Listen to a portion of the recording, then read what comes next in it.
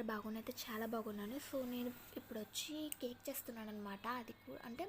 అది కూడా గోధుమ పిండితో. నేను ముందు చేశాను కానీ మరీ అంత బాగా వచ్చినట్టు అనిపించలేదు. సో ఇప్పుడు మళ్ళీ చేస్తున్నాను.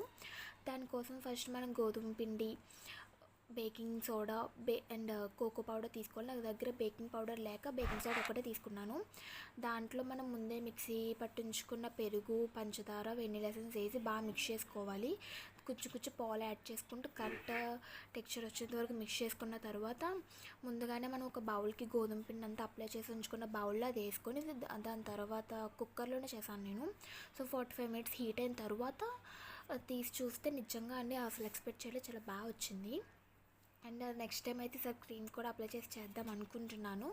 అప్పుడు ఎలా వస్తుందో మరి. ఈసారి అయితే చాలా బాగా వచ్చింది, ప్లఫీగా కూడా. సో మీకు వీడియో నచ్చితే like, share and subscribe to my channel అండి.